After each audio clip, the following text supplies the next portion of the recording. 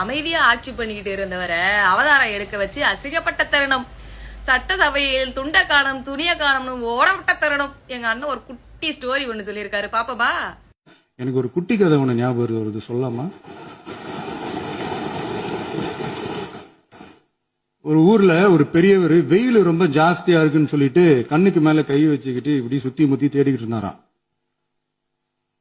அப்ப கூட இருந்த ஒரு சின்ன பையன், என்ன தேடுறீங்க அப்படின்னு கேட்டானா. அதுக்கு அந்த பெரியவர் சொன்னாரா, அது ஒண்ணு இல்ல தம்பி, உங்க அப்பா இங்கதான் இருப்பாருன்னு சொன்னாங்க, அதான் தேடிக்கிட்டு இருக்கேன், எங்க உங்க அப்பாவையா காணோம். என்ன குட்டி ஸ்டோரி புரியலையா? சின்னவரே, அண்ணன் உதயநிதி சின்னவரே, உங்க அப்பா எங்க காணோம் பெரியவர அப்படின்னு கேக்குறாரு. இப்ப இந்த வீடியோவை விஜய் குட்டிமா தான் ஷேர் பண்ணியிருக்காங்க. அதாவது தமிழக அரசியலில் தற்போது பரபரப்பை கிளப்பி வரும் ஒரு சம்பவம் தான் இது. சட்டசபையில் முதல் முறையாக முதல்வர் விஜய் பேசியதை தொடர்ந்து திமுக உறுப்பினர்கள் வெளிநடப்பு செய்த சம்பவம் தற்போது சமூக வலைத்தளங்கள்ல வைரலாகி வருது. இவ்வளவு நாள் விஜய் பேச மாட்டாரு, வாயை திறக்க மாட்டாரு என்று விமர்சனம் பண்ணாங்க.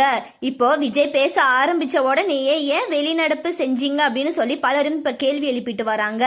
சும்மா இருக்கிறவரை பேசுன்னு சொன்னீங்க, இப்ப பேச ஆரம்பிச்சதும் கேட்காம ஏன் வெளியில போனீங்க என்று இப்ப நெட்டிசன்கள் தங்களது கருத்துக்களை பதிவிட்டு வராங்க.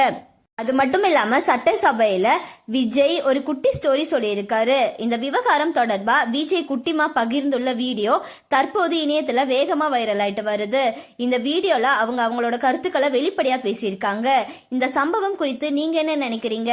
திமுக வெளிநடப்பு செய்தது சரியா, அல்லது விஜய் பேச்சை முழுமையாக கேட்டிருக்க வேண்டுமா? உங்களோட கருத்துக்களை கமெண்ட்ல சொல்லுங்க. மேலும் இது போன்ற ட்ரெண்டிங்கான அப்டேட்ஸ்க்கு நம்மளோட சேனலை சப்ஸ்கிரைப் பண்ணிக்கோங்க.